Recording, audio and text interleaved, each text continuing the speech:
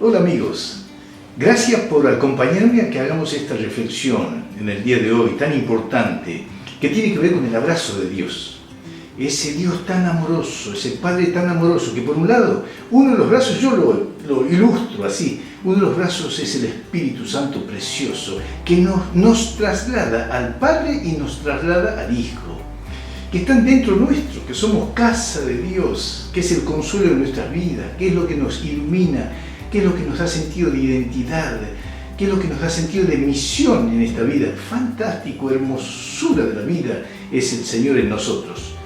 Pero a su vez hay otro brazo, también una cosa que uso para ilustrar, que es la iglesia, que es la esposa de Cristo, lo que Cristo está preparando, que también nos abraza, esa iglesia que está destinada a ser santa, sin arrugas, sin mancha, ni cosa que se le parezca, a ser gloriosa, a ser una iglesia, como dice la palabra.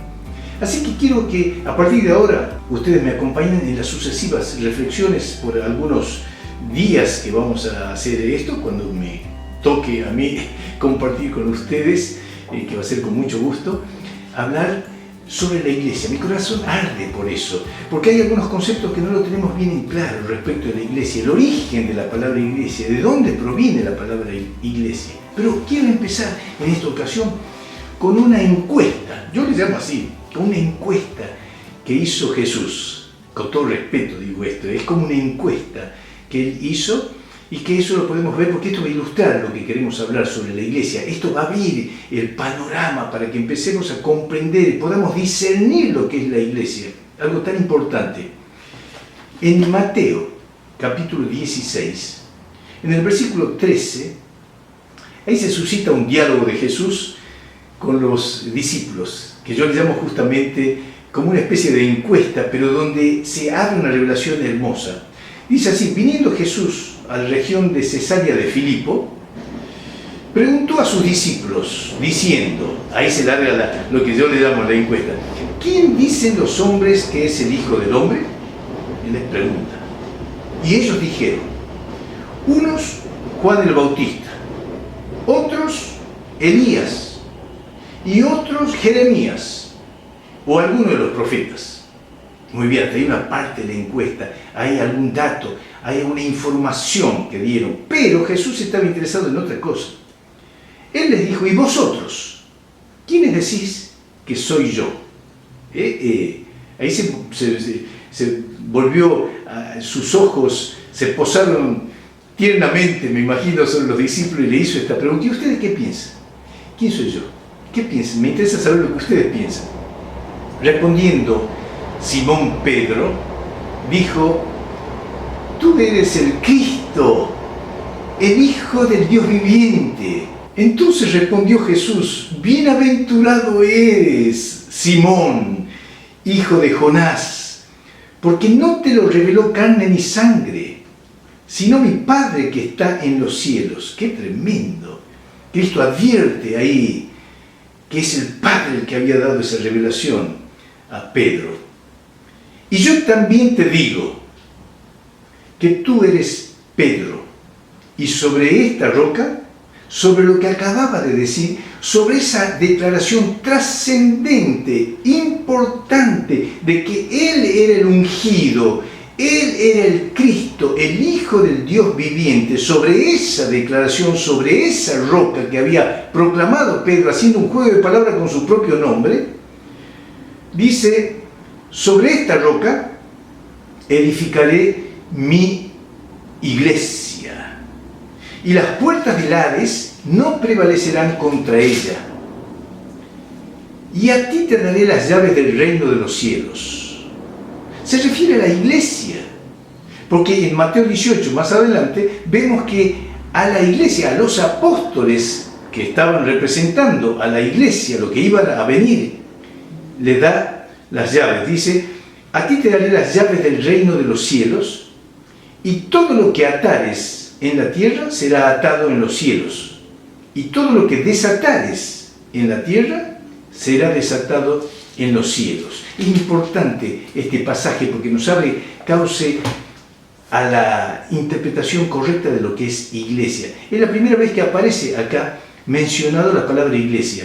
Pero sobre eso quiero reflexionar para que tengamos una cabal comprensión y para que nos llenemos del concepto correcto de lo que es iglesia y para que actuemos en consecuencia y para que eso nos traiga desde ahora en adelante una seguridad que pertenecemos a algo que es poderoso, pero poderoso en gran manera, que ha sido desdibujado a través de los años, como muchas veces esa figura de Jesús que es lánguido, que van despersonificando en realidad la realidad de Jesús, que Jesús era un hombre fuerte, un carpintero fuerte, seguramente musculoso, bien parado, bien varonil, con un porte bien de hombre. Ahora, la iglesia también ha ido perdiendo el sentido, la razón original de lo que es la iglesia. Y el Espíritu Santo está revelando, está trayendo otra vez, porque forma parte de la revelación, de la restauración, el hecho de poner las cosas en su lugar, que la iglesia sea verdaderamente iglesia. ¿Y qué es iglesia? El término iglesia en griego es eklesia, si quieren ponerlo con doble K, eklesia. ¿Y de dónde viene? Era un término nuevo que estaba diciendo, es primera vez que sacaba esa palabra Jesús. Estaban sorprendidos los apóstoles, los discípulos, que decía ese término, eclesia. No le preguntaron, ¿y qué es eclesia, Señor? Porque ellos sabían, era un término muy conocido en la época. ¿Y qué significaba eso? Es más, es un término que viene desde 400 años antes de Cristo que se empleaba ese término. En la época de los filósofos griegos, de Aristóteles, de Platón, ya usaban este término eclesia. ¿Y qué era la eclesia, para entender bien? La eclesia era un conjunto de ciudadanos que eran elegidos de una manera muy especial. Generalmente venían de clases que eran clases pudientes, que no tenían necesidad de trabajar, para tener un adiestramiento militar, para formar un consejo alrededor del rey, al cual él apelaba, y para estar al servicio del rey, para aquellos casos en que el rey quisiera tomar determinaciones importantes, como por ejemplo extender su reino.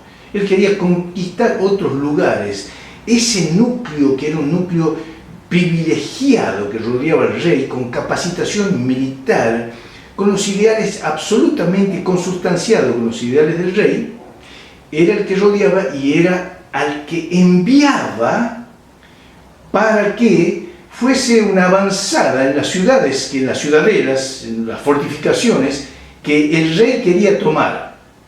Entonces el rey mandaba a ese grupo que era la eclesia, que estaba perfectamente capacitado para la guerra, era un grupo de élite, digamos, de la época. Esa era la eclesia, y elegían entre ellos, o designaba el rey entre ellos, a uno que comandaba esa iglesia, que era el estratagoes, que es del mismo jardín de palabra de stratus, que significa ejército, que significa aquel que lidera un ejército. Y la iglesia era un ejército, un pequeño ejército de élite para cumplir con el cometido que el rey le mandaba hacer, que era ir a tomar las ciudades que él quería tomar.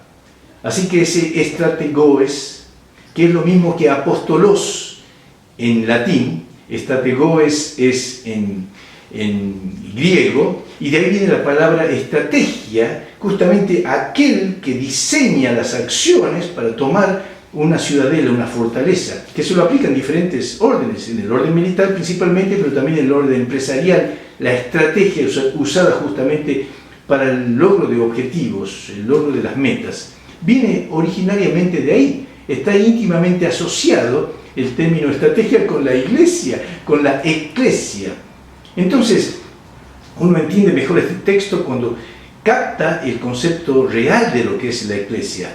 Y el rey mandaba a el estrategoes con la eclesia, al apostolos con la iglesia, para que se parasen las puertas de las ciudades que él quería tomar, y ahí el estrategoes, montado en su caballo, con todo el porte de un general, vociferaba ahí a los que estaban cerrando las puertas para que no pasasen, y seguramente decía: ciudadanos de tal ciudad, ciudadanos de Morón, ciudadanos de Recife, ciudadanos de Buenos Aires, venimos de parte del rey, venimos de parte del César, a decirles que estas puertas de esta ciudad se tienen que abrir.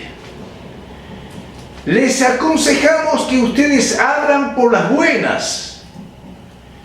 De lo contrario, vamos a voltear las puertas y vamos a entrar y vamos a tomar esta ciudad. Cuando está diciendo esto Jesús a sus discípulos, está diciendo: estoy montando un ejército acá en la tierra de valientes, y yo les voy a dar poder y los voy a capacitar para que ustedes tomen ciudades. Por supuesto que lo está hablando del orden espiritual. Ya las cartas apostólicas dicen que nuestra lucha no es contra carne y sangre. Ya no es ese concepto, sino contra principados y potestades, contra los gobernadores de las tinieblas de este siglo, contra huestes espirituales de maldad. Ha cambiado el personaje contra el cual tenemos que luchar. Pero el porte, el valor de la iglesia sigue siendo el mismo que Cristo le dio. Él necesita un grupo de valientes. Por ese motivo es que cuando Él resucita y antes de ascender, Él dice: todo poder, eclesia, me es dado en los cielos y en la tierra. Por tanto, ¿se dan cuenta? ¡Id y haced discípulos! Voltead las puertas. Por eso dice: las puertas del Hades no prevalecerán. A veces tenemos un concepto equivocado, que el Hades está empujando las puertas de la iglesia, y no es así. El Hades está en problemas. Las fuerzas espirituales de maldad están en problemas. El rey ha vencido y él manda a su iglesia a conquistar. Ese espíritu de conquista a lo largo de los siglos se ha perdido en la iglesia, pero en este tiempo Dios está haciendo que la iglesia recupere, que abra los ojos ante ese poder maravilloso que Dios le dio. Todo poder me es dado. Hay un clarín de victoria que tiene Cristo para la iglesia, y a vos te toca llenarte de ese poder. Ya lo tenés, ese poder, creerle por la fe y empezar a actuar en consecuencia. Esta iglesia de la pospandemia es una iglesia, entre otras cosas, del poder de Dios manifestado, porque solamente así van a temblar esas puertas del Hades, no va a prevalecer. Está destinada la iglesia para tener una actitud victoriosa y vencedora y abrir las puertas que están cerradas y rescatar a aquellos que están perdidos. Cuando abrían las puertas, por las buenas o por las malas, entraba el estratagóes y se paraba en la plataforma ahí donde tenían el lugar para anunciar las cosas en esa ciudadela, y le decía y hablaba de el evangelio, porque tampoco el término evangelio es un término que nace con el Nuevo Testamento. Ya es un término que, para que ustedes tengan una idea, búsquenlo ahí en Isaías 52, 7, ahí dice: qué hermosos son los pies sobre los montes de aquel que anuncia la paz. Ese que anuncia la paz es el ángelus, es el ángelo, es el ángelo bueno, el que mandaba el rey para decir: hemos vencido, y venía presuroso para hablar y vociferando. Por eso dice: qué hermosos son los montes, los pies sobre los montes de aquel que anuncia la paz, que anuncia buenas nuevas, que trae buenas noticias de victoria. Y esa buena noticia es el evangelio, y para eso vino Cristo. Entonces, arrepentido y creed en el evangelio, porque yo soy el rey, yo soy el vencedor, y ha vencido en la cruz y resucitó y ascendió y está sentado a la diestra del Padre con todo poder, con toda gloria victoria. Y ese poder transmite el Señor por el Espíritu Santo a la iglesia. Despierta, iglesia, llénate de poder. La iglesia está dando vuelta muchas veces en cosas que le hacen perder el tiempo, el vigor, la fuerza para conquistar. Estamos en tiempo de conquista, estamos en tiempo de capacitación para la guerra, una guerra espiritual. Este último tiempo, la iglesia de la post-pandemia, entre otras cosas, va a ser una iglesia de conquista, una iglesia de conquista, una iglesia de guerreros, una iglesia realmente de gente, de participantes de esa iglesia, de gente ilustre, pero no por su propio poder, no por sus propias capacidades, sino por gente ilustre, porque el Señor nos hizo un pueblo de reyes y sacerdotes, una nación santa, un pueblo santo, un real sacerdocio que estamos al servicio del Rey. La iglesia es algo importantísimo en la tierra. Fíjense ustedes que en Isaías, permítanme que lo busque acá, en Isaías, en el capítulo 2, yo leyendo los otros días digo, qué bendición, como el Señor ya nos anunciaba en el Antiguo Testamento. Miren lo que va a pasar. Ya a propósito que muchas veces, mucha gente anda leyendo de los acontecimientos de los últimos tiempos y a veces se apresuran un poco, a veces piensan que ya mañana viene Jesús, y viene pronto y es verdad, yo digo amén y amén, pero tienen que ocurrir una serie de eventos antes, entre otras cosas, y este evangelio del reino de Dios será predicado a todas las naciones por esa iglesia poderosa que Dios levanta, y entonces vendrá el fin. Falta todavía, falta tiempo, porque hace falta ver esa iglesia victoriosa y gloriosa que se levanta. Miren lo que dice acá en el capítulo 2 de Isaías, desde el versículo 1. Lo que vio Isaías, hijo de Amós, acerca de Judá y de Jerusalén. Acontecerá en lo postrero de los tiempos que será confirmado el monte de la casa de Jehová como cabeza de los montes, y será exaltado sobre los collados, y correrán a él todas las naciones. Te quiero decir, mi amigo, mi hermano, que esa cabeza de los montes se está refiriendo específicamente a la iglesia. Ese es nuestro destino final.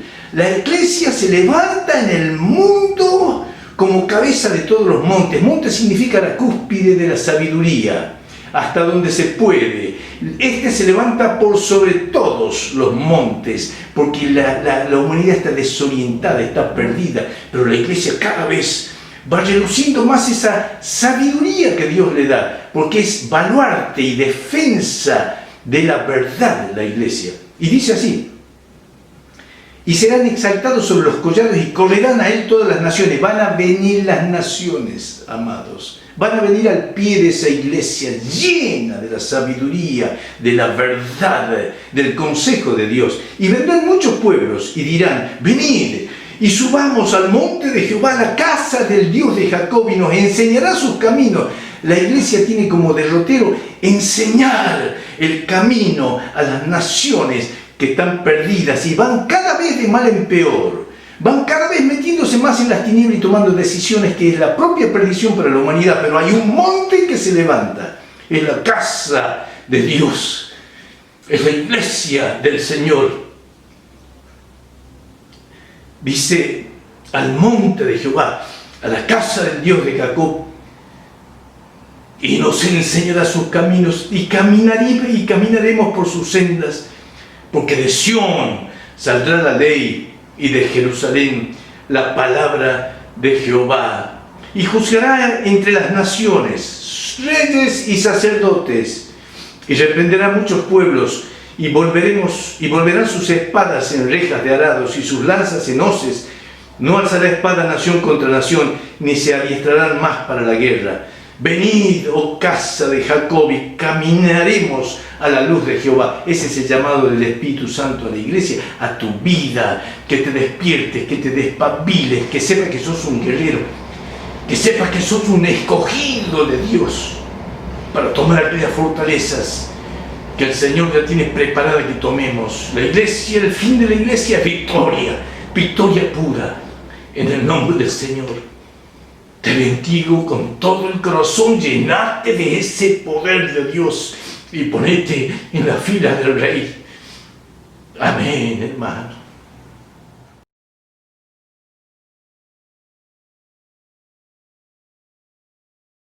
Y no te olvides de darle like, compartir y suscribirte para seguir informado de todo lo que vamos a estar subiendo a este canal.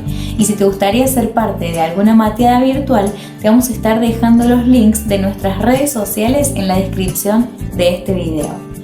Dios te bendiga.